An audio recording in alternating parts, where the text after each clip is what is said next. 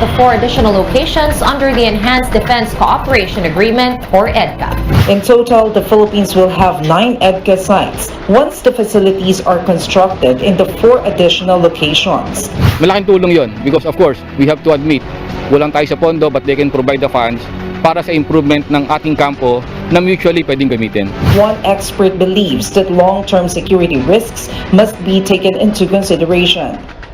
Of course, China will not take that very lightly. China is, in fact, in my opinion, viewing the approval of the Philippine government to allow the expansion of EDCA as an utter betrayal. Filipino and American foreign affairs and defense officials are discussing ways to forge deeper cooperation in the ongoing third ministerial dialogue in Washington, D.C. Back here at home, the Department of Foreign Affairs fears that the Philippines could get caught up as tensions brew in the Taiwan Strait. Taiwan is literally next door to the Philippines, so it's just looking at that, any kind of escalation of tensions or even worse, some kind of a conflict, military conflict, would have really adverse repercussions on the Philippines. The showdown between the United States and China continues, and it's playing out with Taiwan right in the middle. And eventually, if it's not already happening, the Philippines will be caught up too. How long can Manila stay relatively neutral before 2 of its closest allies call in a favor? We asked 2 experts on geopolitics and defense tonight on the Chiefs.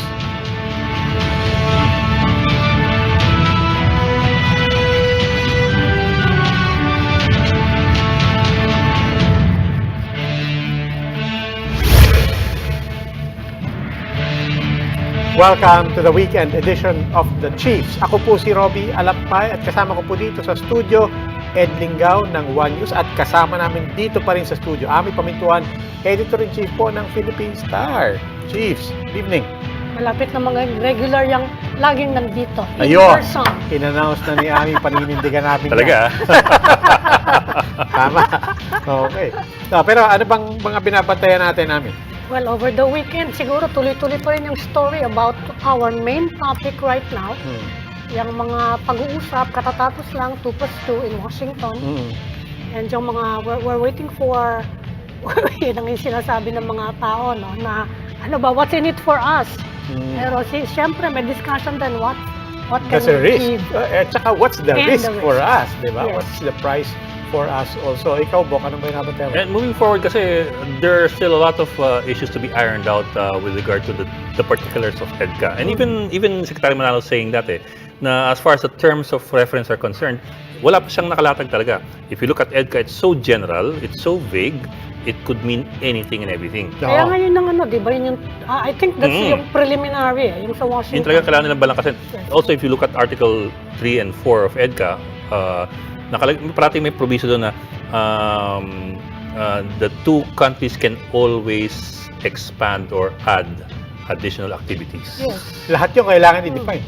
Always, expand. Diba? So, in other words, diba?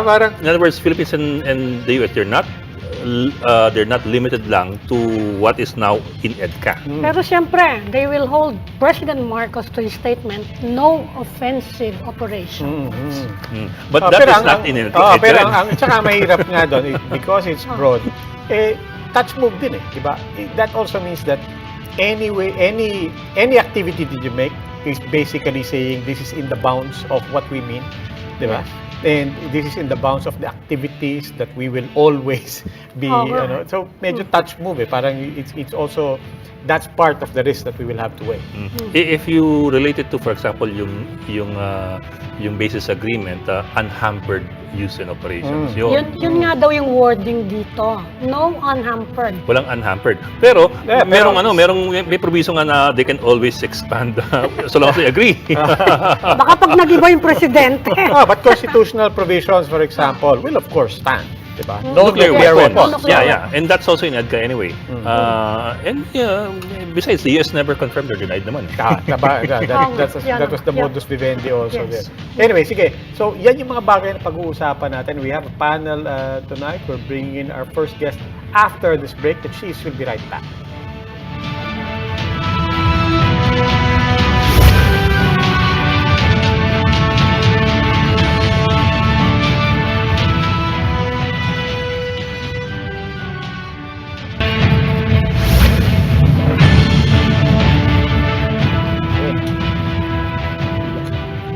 Welcome back to the program. Here to weigh in on geopolitical issues that involve the Philippines.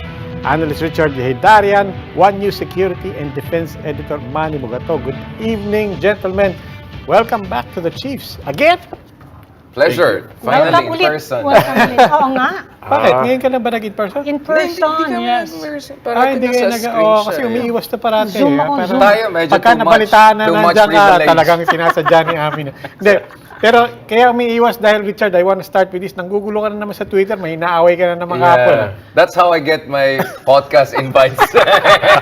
It's part of my modus operandi. Hindi, Pasensya. but seriously, obviously, we're talking Yeah. about EDCA, we're talking about China as always. But we've been talking about that for a long time already. What's gotten people riled up Yeah. at this point? Why suddenly, a more vociferous debate again on China? Right. And so actually over the past week, ProLed came up with 5 different articles looking at different angles of pro-EDCA, anti-EDCA, where we're talking about it.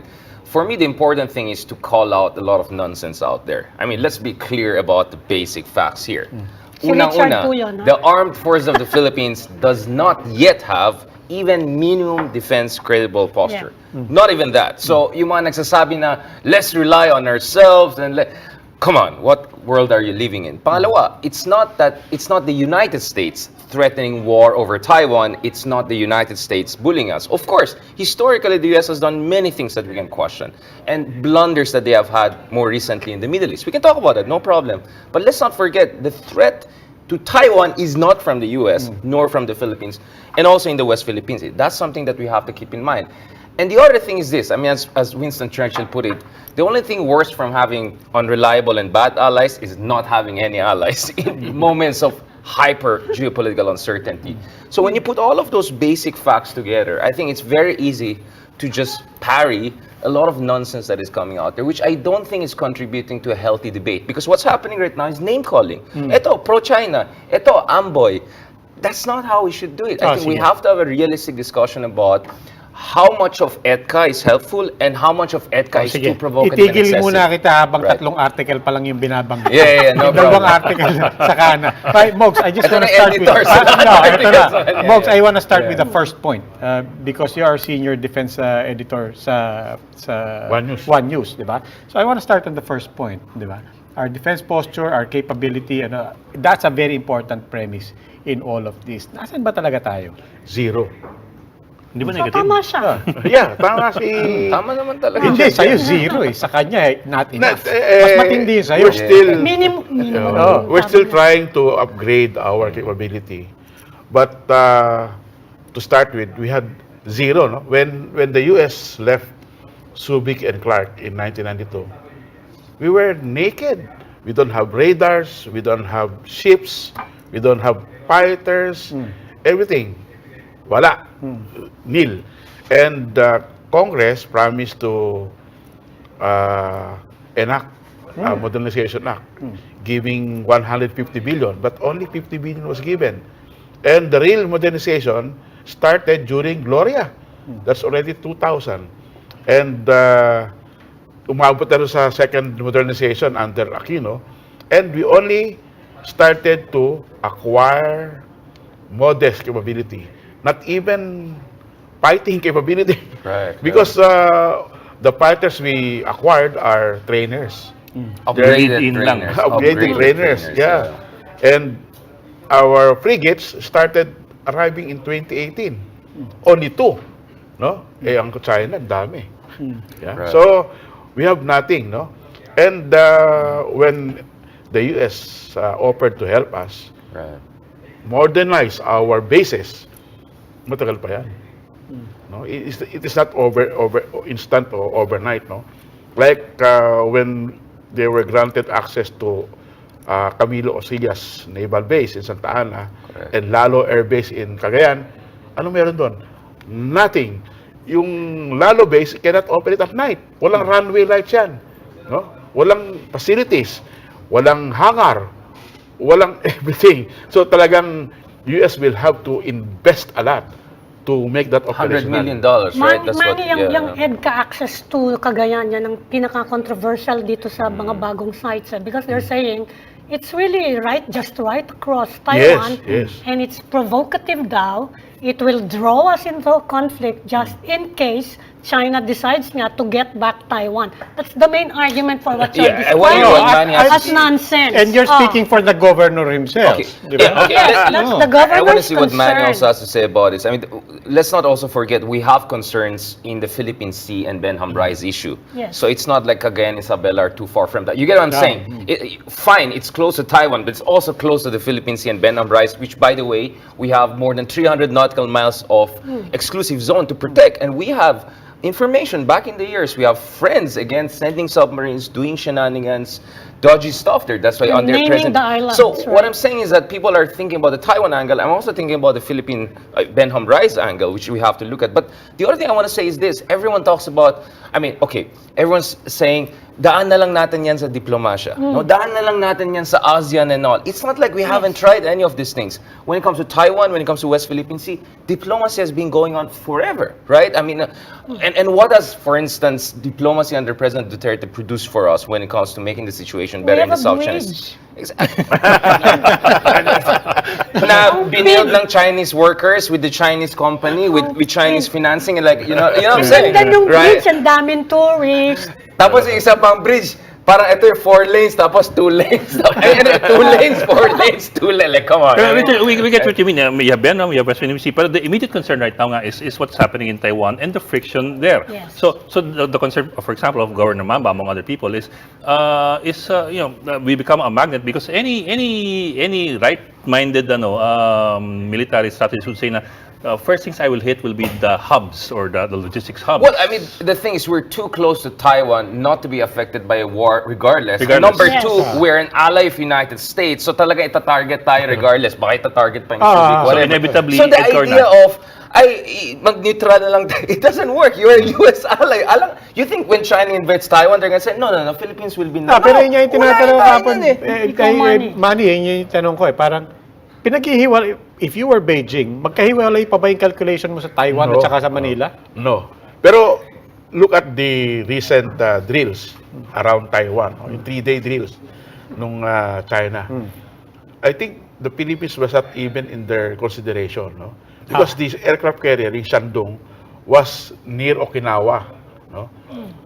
The forces of China are in eastern part of Taiwan. So yung mga fighters nila in J-21 were taking off and landing sa carrier which is east of Taiwan and closer to Japan. Siguro they are trying to prevent Baka an naman, intervention from somewhere, not from the Philippines. Pero no? baka naman kasi Okinawa is much better developed in terms of military and logistics Yes. capability than the Philippines. So in the immediate term, baka we're not in the radar yet, but in the medium to No, long we term. have to look at it in an integrated fashion. Kaya sabi ko, one of the trilaterals we have to talk about is what I call JAFUS, Japan, Philippine, US. Because if US wants to protect Taiwan, you have to have the northern tier and southern tier. Okinawa and some of the Ryukyu islands are very close, around 100 nautical miles. Mavulis and Fuga are also more or less that Same. close, pero hindi sinama sa EDCA so far as I understand. Now, there's debate about they're better operational experts than me. They're saying, well, it's not good enough to even for the Americans to push for it. But for me, it would have been really provocative if there is an indication or whiff that Americans will also have access to the Mavulis and Fuga. Why is this important? Because I completely agree with Manny that the Japanese part, the Eastern Command of China does. But there were 2 major war games that was conducted in August last year. One by Center for New American Security, another one by the Center for Strategic International Studies. All of those simulations indicated that if a kinetic all-out war happens, the soft underbelly of Taiwan is actually its south. Because Taiwan has good defensive perimeters towards the north. yeah.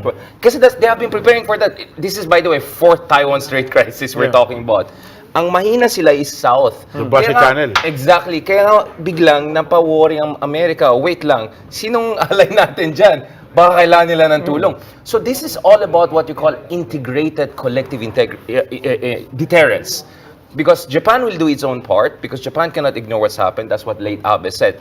An emergency in Taiwan is an emergency for Japan. Precisely because geography, history, and all.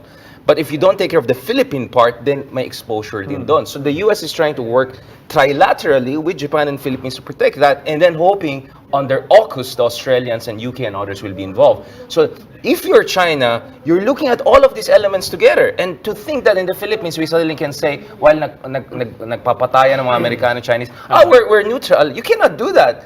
Allies cannot be neutral. That's what President Marcos is saying. Unahan na natin, mag-prepare na tayo, mag-deter na tayo. What I am not 100% sold on is President Marcos Jr.'s claim that will not allow any of these bases to be used for any... Offensive. No! Once it's war, it's war. Wala na yung mga, pare, wag naman sana.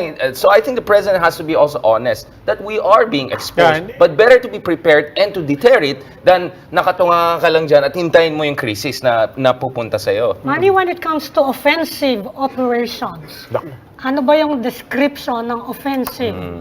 Well, if you want an offensive operation coming from the Philippines, you should be basing bombers in Clark.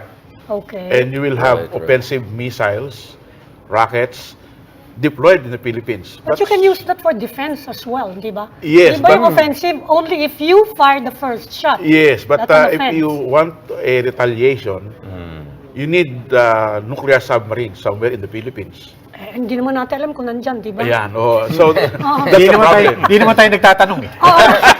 Don't ask, don't tell ba? Ang US United confirm deny eh. Eh, Oo. di ba pati China nga, there were reports that there were Chinese submarines Submarines, yeah. in Subic. Yeah. Kaya But let's just make kaya that nga clear, nasa di ba? balabak yung kano eh. Oh, Hindi, kaya yeah. nga, but so let's just make that clear. We assume, di ba? We assume that meron na dyan. Nandyan na lahat. Both Meron. on the US side and on Chinese side. Yeah, that's why under the new EDCA, there is a base in Balabak guarding the southern route, no? And there's one in Cagayan guarding the Basi Channel, Balintang Channel. Ang binabantayan niyan yung ano eh, diyan dumadaan yung aircraft carrier saka yung submarine ng China eh. But how much can OCS do? I mean, I've seen it on Google Earth. Sa Santa Nothing. Ana, parang Nothing. parang airstrip lang ata yan. Tsaka, Oo, nothing. So, Pala At eh. this point. At this kaya point. Kaya nga i-develop siya eh. So, Di ba? I think the vision there is build it as a mini Subic. Right. Kasi may airstrip, tsaka may naval base. yeah. Pero, yung pier, dapat lakihan pa yun. Yeah, but also, Yes. as a mini Subic, the premise there should be that it would be able to accommodate Deep harbor. Exactly. Deep water vessels. Ibig sabihin, the harbor or no, the bottom really has to be deep.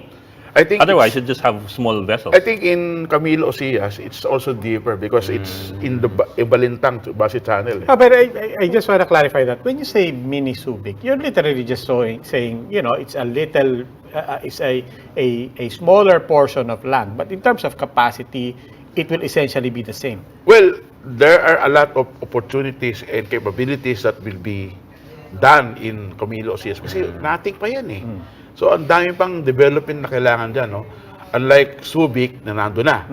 And before, there was a plan to develop Palawan, yung Oyster Bay, into a mini Subic. Ang problema, mababaw. Tsaka yung Correct. pagpasok mo, yung mouth nung bay, Sa Bautista. ang laki ng bato! Snorkeling area. Oo, na so eh. hindi makadaan yung mga destroyer doon. So, itong Camilo Ocias, open yan, open sea. Right. So, tingin ko mas perfect yung Camilo Ocias. Dun sa Ngayon, topography. nangako ang US, initial $100 million for infrastructure for development. Wala Kasya pa. na ba yun? Wala pa yun. Liit-liit lang. Wala yun, pa di ba? kasi yung 100 million na pinangako ng US is for the 5 existing bases. Yes. So, And existing. Existing. So, wala pang pera dun sa Additional. additional The new 4. We don't know how much, but I think they will spend a lot. No? Kasi talagang malaking development Billion yan eh. Billion Yes. yan eh. Yeah. Yeah. But when you look at the EDCA sites, the new and the old, and related to what's happening in Taiwan, may connection ba yan ngayon? Kasi parang as it is right now, as they are right now, they're basically undeveloped or underdeveloped to mga sites na to. So when we express concern about the EDCA sites, should it be with regard to what's happening now in Taiwan? Like you said nga, this is the fourth crisis already Taiwan with crisis, Taiwan. yeah. Or are we looking forward na lang talaga? Because hindi naman naabot kung ano mang gagawin yan. Any approach has to be multi-layered. I'm sure there are like immediate counter, intervention options for the United States. I'm sure the Japanese are already preparing for that. At the same time, you also play the long game because a crisis could come in 2024 if Taiwan elects someone super Maybe a fifth pro-independence, Taiwan or sixth or it Taiwan, might come in 2027 when China has, or it could come 2035. So you get what I'm saying. So there are 2 or 3 timelines we're looking at, and for each of those timelines, there's certain operational readiness that you have to have. Your hoping is that while you're ready for the short term or short sharp war, you're also preparing for the big protracted Third World War situation. So this is actually not mutually exclusive. It all has moved together. Beyond protracted, with the dynamics between Taiwan and China, I mean, save for the extreme scenario of unification, Right. diba? The bottom line is it will always be there. It will never actually disappear, diba? For as long as Taiwan considers itself and takes the posture of an independent state, diba? That it's beyond protracted. Permanent na yang ano na yan, and our calculations will also have to be permanent in that regard. What I always say is this: everyone talks about option 1 or 10. 1 is peace, 10 is total war. But from 1 to 10, there's so many steps, so many ugly things that could happen. Cyber warfare, critical infrastructure of the Philippines could be targeted. Kaya parati ko sinasabi, the president has to be honest and come out. We're not provoking, but we also have to be prepared for potential retaliations and a whole range of 50 shades of risks. And that's why you need a whole of nation response to this, no? Hindi pwede yung yung military lang nag-uusap dyan na secret. We have to be honest, because at some point, if God forbid, there are tensions, there are run-ups, or China wants to send a signal, they could target our civilian infrastructure if they want. I'm not saying they're going to do that. So we have to already make countermeasures on that front. Now, I am not privy to what's going on, but I hope President Marcos got sufficient reassurances from our top allies, especially the Americans, that they're going to help us to prepare for the full range of risks that we're going to face here, short of total Speaking war. of the non-traditional warfare that you Liquid alluded warfare, to, hybrid diba? warfare, yeah. And electronic, di ba? Parang electronic, digital warfare, and so on. What about Taiwan? What do we get from Taiwan in terms of assurance? Taiwan is also, there's a global interest here in Taiwan, being the #1 producer of semiconductors, being so integral to chips worldwide. All countries essentially have an interest in what happens to Taiwan. And 200,000 Filipino FWs, Diba? they're more than 200,000. Yeah, so on the electronic digital front, we're talking about what assurance can we get from the United States. I want to know also, what are we getting from Taiwan? Are we having that conversation with them to cover the digital front as well? My problem, I mean, I've been based in Taiwan and I talked to multiple presidents, mind you, Tsai Ing-wen, etc. My sense in my conversation with Taiwanese counterparts is there's kind of an awkward wall between the two of us because we have a one China policy. Then we had Duterte, who's super Beijing one China policy, right? So, and then under Aquino, we're supposed to have a good relationship, and yet many bad things happen, including yung Coast Guard incident. And then the weird thing, and this is where I'm not very comfy with Taiwan, is silang nag-invento ng 9-dash line na yan. It actually was 10-dash line, right? So actually sila yung pasimuno. So sometimes it's weird. Taiwan talks about rule of law, but their claims are a joke, right? Which is based on, because I worked there. So I said, you're not gonna help getting sympathy when you're adopting exactly the same aggression. In fact, you invented it. So this is why there's an awkward wall, a kind of a gauzy hidden wall between the two of us. But at some point, we have to start talking to each other, whether directly or via the Japanese and Americans who have really direct security engagements with them. So we're not? I mean, directly? I'm sure there is, but I don't think it's anywhere close to where it should be. When you have officials there asking me what's going on in my country, probably they don't have as much access. What's the current position of Taiwan on our arbitral case? They're not supporting it because they stand with their 9-dash line. And they believe Ito Aba is a full-fledged island that can support life on its own. Therefore, it can project 200 nautical miles exclusive economic zone. I had a weird conversation with President Ma, their former president, who I supposedly has a PhD in UNCLOS, whatever, was in Harvard, and he was claiming that their EEZ reaches into our EEZ from. So they're more. What's going on here? This is crazy. They're more expansion. Hindi kasi tayo talaga. We have They're more expansionist. No, we have a common EEC kasi. But the difference is they are not building artificial islands. Just because they're small and not that big, right? But parang, the fact that they're claiming a little bit dodgy stuff, like, it made me feel uncomfortable. So if I, as an academic, someone very open, journalist, is not comfortable, I suppose things are kind of weird also when they deal with our official. So I think this is where US and Japan has to come in and say, like, okay, you guys kind of have an awkward stance. You guys have your arbitration Kami case. na lang muna. But let's do something about it. And Yeah. my sense is, by the way, this week also is going to be the trilateral National Security Advisors meeting from what I understand. Jake Sullivan is going to likely meet Anyo. Anyo and the Japanese counterpart, right? So I think the Taiwan issue, like, hey guys, I think we need to talk to Taiwan Yes. too, because Taiwan has an agency. You see, a war could also be avoided if Taiwan also plays its cards well. I'm not doing victim blaming. I'm just saying, let's not talk about Taiwan as if nakatunganga lang sila doon. Meron silang pwedeng gawin dito. sige. Pero kailangan natin silang kausapin. Okay, pause muna tayo. We have to take a quick break. Stay with us. The Chiefs will be right back.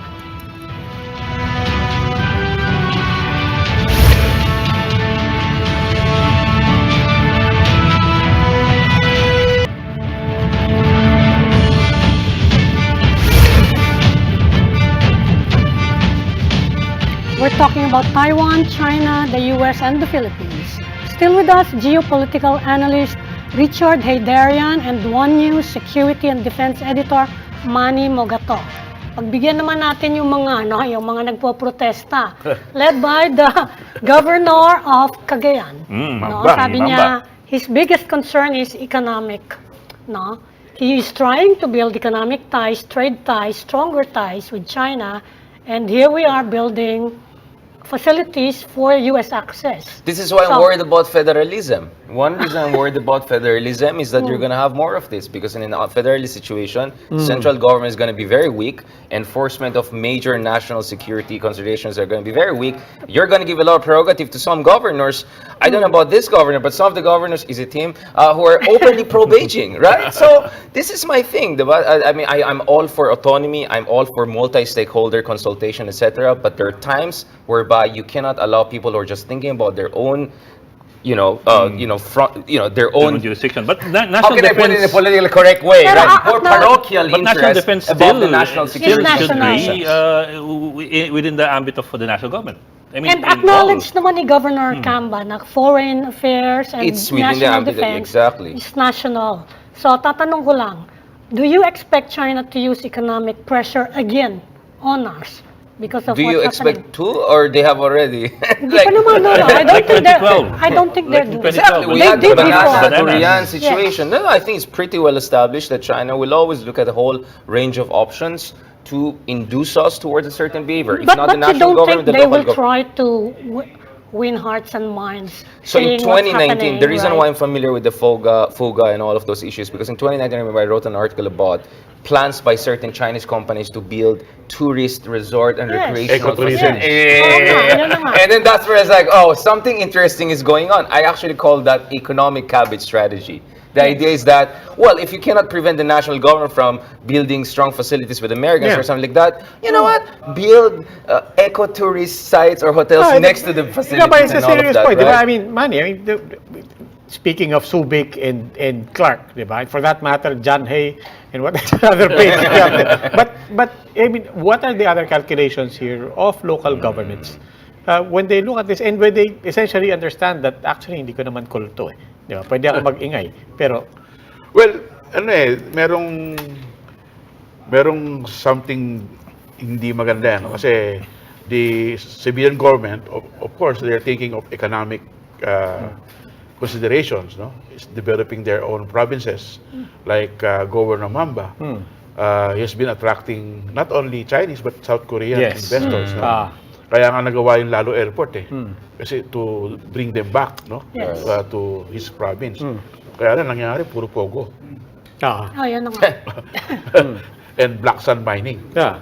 So, ano yung klaseng development na mangyayari dyan? Exactly. Oh, but lack of imagination is one thing. Diba? But the reality is, there's also the reality that an infusion is an infusion. That's something that you're gonna have infrastructure there. You're going to have some things develop. There is going to be But that's my money. point. What if this is not an innocently bad investment? It's a corrosive capital, right? It's a certain investment with certain geopolitical implications for how the political economy and decision making runs in certain. I'm not saying that's what's happening, but that's something we have to watch out for. I mean, like now in the literature, everyone talks about sharp power. What is sharp power? When authoritarian regimes use your own media, use your own openness, use investments and other kind of means to undermine democracies from within when it comes to national security. Not to mention, I mean, Taiwan has been dealing with us for a very long time. You know, literally one of the biggest parties in Taiwan was suspected to be essentially a lobbying group for another country, right? Influencers, people in the media. So we have to be serious about it. We're not trying to tag anyone or something like if there's red tagging, or I don't know whatever. We're not doing that, but we're saying, let's be realistic. We are in the midst of a new Cold War. And in the midst of a new Cold War, things happen. So you have to be prepared for it accordingly. Now, my sense also is when Senator Amy Marcos came out very strongly against EDCA, almost, I won't say berating, but you know, she really, I think that created a permission structure. I know there's like, baka na lang yan, good cop, bad cop lang yan. Regardless, the effect is that you create a permission structure whereby former President Duterte feels confident to come out, Governor of Cagayan feels confident to come out, even Governor of Isabela, and then suddenly you have this weird combination of people from far left saying exactly the same thing as Rodrigo Duterte. It's like, or Amy Marcos for that matter. It's like, is that a horseshoes situation? What's going on there? So I think this small plurality or minority of people who are resisting it are not powerful now yet. But let's say in 2 years' time, tensions go high. China imposes a semi-siege on Taiwan. There's some ripple effect on the Philippines. What do you think these people are going to do? Let's say, see, etong EDCA, pinahamak lang tayo nito ni Junior eh. Dapat di tayo sumali dyan. You get what I'm saying? We have to look 2-3 steps from now because the EDCA deal is done. But I mean, taking it on the other side, is there any scenario na hindi tayo damay dyan? I mean, it's not as if EDCA is yan, di ba? Because the argument there is that EDCA ang nagpasimuno tayo dyan. Dahil dyan, napilitan tayo. Yan na, you take an arm, they'll take a leg and the whole body. But is there actually a scenario here, with or without EDCA, na hindi tayo damay dito? Talagang damay tayo. Kasi the proximity of the Philippines to Taiwan. Talagang damay ka na eh. With or without MDT, EDCA, whatever. Without MDT, talagang tatamaan tayo. Katabi natin eh. No? Kasi yung... Tsaka sa atin yung vulnerability, as you were saying kanina. Look at the 3-day training, drills ng China. Nag-react yung Japan, no? They scrambled jets. Yeah. Kasi if China will have a blockade, no? An air and sea blockade in Taiwan, dama yung Japan. Tayo pa, ang lapit-lapit natin sa Taiwan. So, damay rin tayo. Is that what it comes to? Iniisip ko kasi yung eksena na yun eh. Di ba? May ginawa ang China, Japan scrambles jets. How soon will that scenario play out from Philippines? here? Meron ba tayong jet? We will scramble eggs. Hindi, not ours. Not ours. Private Sabihin jets. na Mga billionaires natin dyan, baka mag-private jets na dyan. Mag-aalis Pero nga, to that point nga dami nga ba tayo regardless of whether we had EDCA or not to begin with? Yeah, damay tayo. So Unless we inevitable end tayo the yun. Mutual Defense Treaty and declare ourselves a province of China. Diba? So that's your Any attack, for That's example, it, of the US problem based on the Pacific. so your point is anybody attacking even that premise, yun yung inaan mong Damay talaga Hindi tayo. mo It's na a kaya. question of how prepared are we gonna be and how much we want to deter it effectively. Right? Yun yung tanong eh. Oh. Tsaka pag may amphibious attack, yung China sa southern Taiwan, dadaan ng base channel yan. Yes. Dadaan sa atin yan. Talagang, Talagang maski may EDCA, wala, may MDT, wala, damay tayo dyan. It's a tyranny of So geography. the question is, in that scenario, the question is either we confront that on our own, quote unquote, or meron tayong kasama. Ayan. Or, Oo. naka-ano lang tayo dyan, passive spectator/victim. Because we can say, oh, we don't want to cooperate with America at all, but we're still an American ally, so matatarget din tayo, but we're totally unprepared, we have nothing to deter. You get what I'm saying? So, all I'm saying is that there are no good options. The question is, what is the least bad option, right? Oh, Because sige. obviously there's risk regardless. With EDCA, Pero without balikan ko yan. EDCA. So even if we say, and assuming we even attempt it, even if we say na we're not going to get involved in this, inevitably babagsak din sa atin. In a way, but Sa mainland. but this is where I make an argument that I feel many are not agreeing. Remember, I said a few months ago, pwede pa natin i-dribble yan. Like for instance, the Balikatan was relocated from Ilocos to Zambales, for instance. The craziest war games could be put a little bit away from Taiwan. That's something interesting to consider. Maybe we can do more of that in the future if China also gives us something interesting. You get what I'm saying? So for me, is that I don't think we're 100% in yet. I don't think all the chips are on the table yet. I think it's 60-70%. A lot is in, but I think there's still some room to play around it. if you know better than me, please tell me. My also understanding is that we're still negotiating. This is the statement from Pentagon. Number of American troops that will have access to spaces. Are we going to spend 1 billion, make them Subic, mini Subic, semi Subic? What I'm saying is, we have still options, right? I don't think we have fully aligned with the US yet. I think we can still hedge. I know many are still telling Richard the boat has sailed, or the genie is out of the bottle, but I'm not 100% but sold Manny, on let that me yet. rephrase that. And to you Manny, also, maybe you know better have we than me not- on this, no, but that's my sense. Have we not realigned yet? Have we not aligned yet? Or itong mga sinasabi mong remaining questions, remaining details, is this just a matter of us trying to keep our negotiating position and get as much as we could We from have Washington? realigned long time ago. Oh, exactly. Even during Diba? Duterte's time. So details na lang to, di ba? Parang Militares we're just been with trying the to... Americans. O sige, what are the reasonable demands from us? Dito Kahit hindi dito reasonable, sa- demands muna. Ano yung Siyempre, demands hindi, natin? reasonable. What can we get? We should get equipment. Ayan, yan ang gusto kong discussion. Yeah. Okay. Let's go We there. should get equipment, modernize our bases. Baka kaparahin stranded dun sa iungin hindi ganon Hindi. Oh. Ah, We should Sierra get Madre. radars, okay. armed drones, Okay. HIMARS, Okay. fighters. Sorry. M16V. What are HIMARS? Sorry. HIMARS yung high mobility artillery system. Yes. Okay. Yung- Ito yung ginamit sa Ukraine. Yes. Kailangan ba natin ang Kailangan natin submarine? yan kasi these are short to ship. Do we need submarines? We need, Submarines. Do we need? but wala Kailangan wala natin. namang bibigyan Medyo ng mahal conventional yan. submarine ng US eh. Ang meron sila, nuclear submarine eh. Hindi natin okay. kaya yun. Yung Australia nga, mahal-mahal. Pero Max, yung- I mean, these are all nice shopping lists, but these all need intensive training and Yes. a lot Yes. of time and Especially preparation some. and logistics as But well. the package was You're not approved. Lazada off the shelf na parang, I want 3 of that and deliver by tomorrow. No, but and the package was approved 2 years ago. The $2 billion package that included, the Harpoon missile systems, F-16, hopefully Yes, F-15 fighters. Congress Yes, sir. already approved. I- Ang perang naging problema. So my Yeah. point is, maybe the US wants to give us good discount and good terms of payment, right? I mean, might as well make this count, right? If you're 70% in, make sure it kind of Yes, counts sir. for But the I Philippines. understand, sir. But what I'm saying is that whatever we do today, even if it started 2 years ago, if they start arriving today, you can't operate it yet. You need to send pilots to the US It's a for 5 to training. 10 years Mabilis at naman the Hindi, mabilis shortest. lang yung Mabilis lang, F-16 kasi May FA-50 training na Oo, tayo. meron Ah, tayong yung lead F-15. fighter Oo. Kasi trainer. yung lead-in trainer natin, Yeah, pang yeah. F-16 na yun eh. Yeah, but what the logistics tail? These are massive logistics tails that you're looking at. The Black Hawk alone, magkano yung cost per hour ng Black Hawk? And Na-crash so on pa and yung on. isa, di And ba? and what about something like a multi-role fighter? Di ba? That's a Yung massive. package ng US includes after-sales, training, maintenance. No? That would cost us $2.4 billion.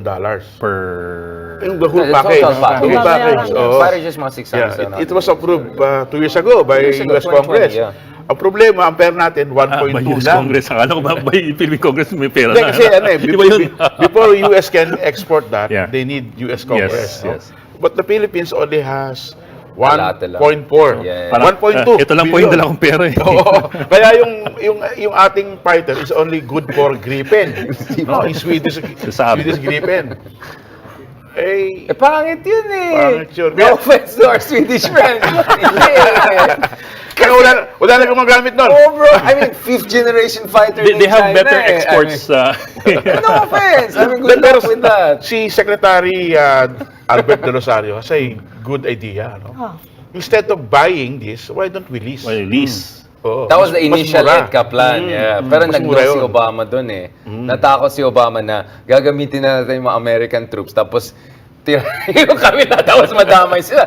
Which is the beginning of the Kissinger Doctrine in the 1970s, right? The US has to be categorically neutral because gagamitin tayo ng mga Pilipino kasi we were aggressive. Let's be honest. In the 1970s, Yeah. we were the kind of the aggressive bully Gambok. guy. Yeah, We yeah. built the first modern airstrip, di ba? Paano ni Marcos Yeah, Sr. Pag-asa yan? Island. Exactly. So, kaya nga yung US natakot. Ito mga Pilipino, madamay tayo. That's why Obama said no. But I'm saying since Trump 2018, none of us are probably fan of him, but since 2018, I think, things have been moving in a direction that Things have allows changed. us to get more out of this alliance. So, yung mga nagsasabi dyan, 100 years na tayo ng alay ng Amerika, bakit ganitong sandatan lakas natin? Well, first of all, a lot has been changing over the past 5-6 years, just in case you Yes, missed the news. And second, kasalanan din natin, maybe, na hindi natin na-debate dahil daming corruption, daming incompetence, a daming lot has trapo. changed on the side of Washington. I said when Obama announced the pivot to Asia, we really didn't know what that was, except for those two words. Nobody felt it. Nobody knew what he meant by it. And it fell flat. Diba? A lot has changed in Washington, as you said. What has changed with us? Really, fundamentally, we said, credit to him, President Duterte allowed a rebalancing. That was an extreme way of expressing the rebalancing, but he gifted the next administration with some more elbow room to negotiate and to strike a balance, diba? Are we still on that balance? Or have we actually at this point, can you call it at this point? Actually, no, we're managing the diplomacy side, but we have actually, let's call a spade a spade. We have actually shifted back to the United States. No, I think if you look at more closely, during Duterte, the perception was that we are going to China, we're veering towards China. But if you look closely, DFA and the military That's true. stayed closely with the US. So the only difference is that maybe Marcos is more chami-chami to the US. So there was a change in perception. Nakakala natin lumapit tayo sa US, pero actually it's not the same. And I think Bongbong is trying now to balance between US and China. Because ayaw din niyang ma-alienate yung China eh. What I think has changed in the Philippines, though, and I mean, this is what I get from interaction with people like Ambassador Romualdez, for instance, who's our ambassador to the US, is the recognition that hindi tayo pwede umasa sa US lang to check China. We have to consciously diversify our options for counterbalancing. That's why Japan is very much there. That's why Australia is very much. That's why EU is there. UK is there.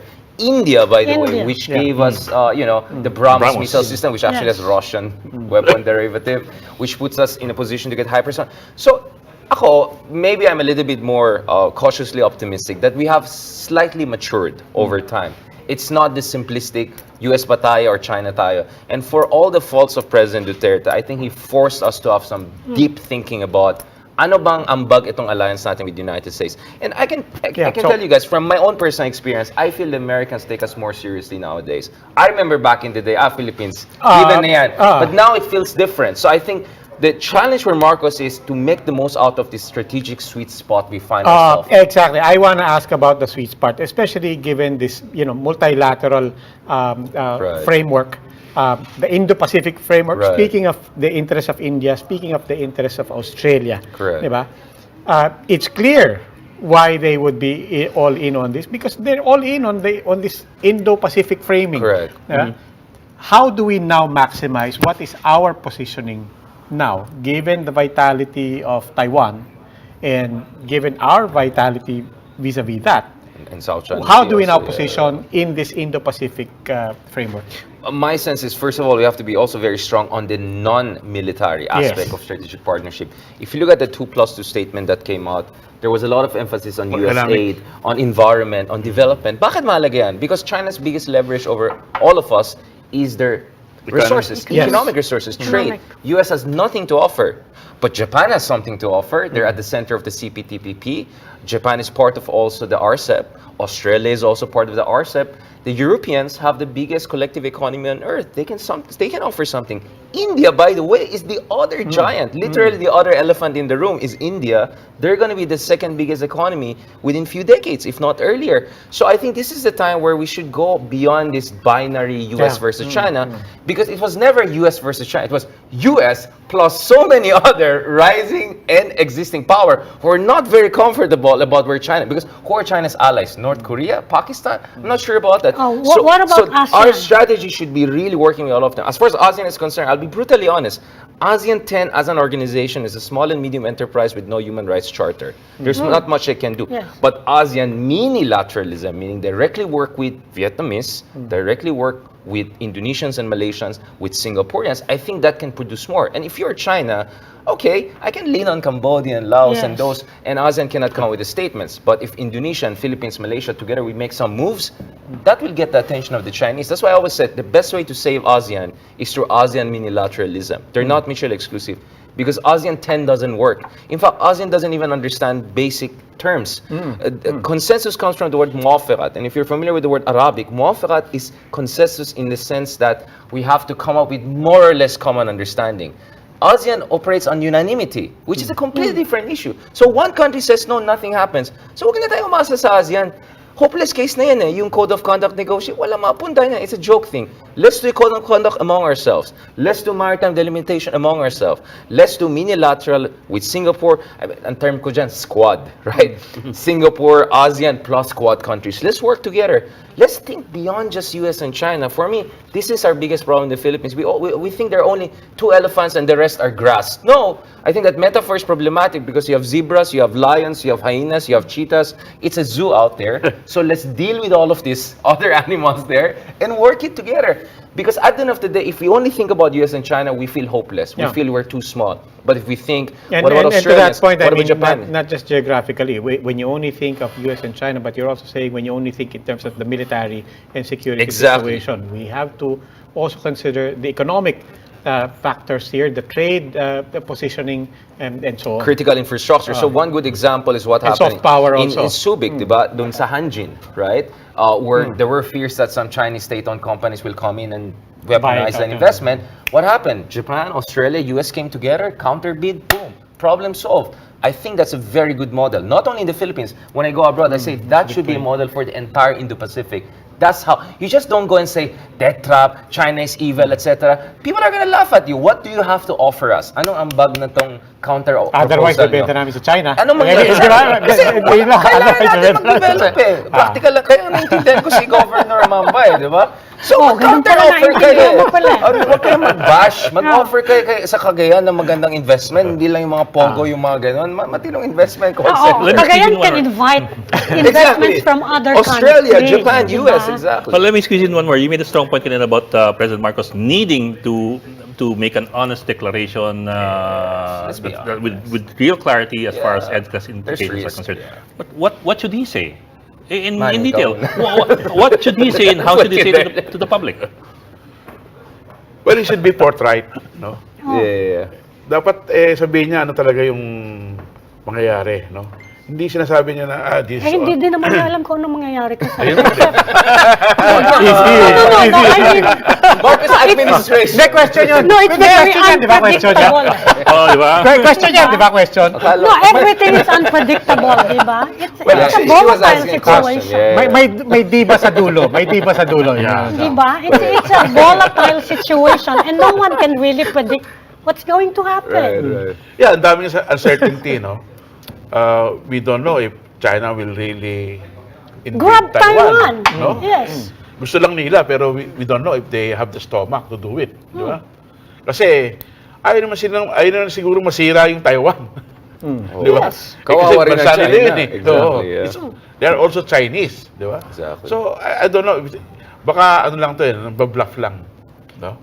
And for And us, they don't have the experience of has experience. amphibious invasion. Or, so ang even dapat airborne for invasion. us is that we should exploit yung nangyayaring sitwasyon ngayon. Now, we generate a lot of support from other countries and then take advantage of it, no? Develop, especially in EDCA sites, in Cagayan, in Isabela. These are good opportunities for the US to make bigger and better roads, bridges, papunta na sa kampo. But they will still remain engines of potential. Yeah, no, kasi alam mo ba sa Samar, you know, in Giwan, there is an old airstrip na ginamit ng World War II. And then, the US built a 6-lane highway going there. Anong meron dun? Wala.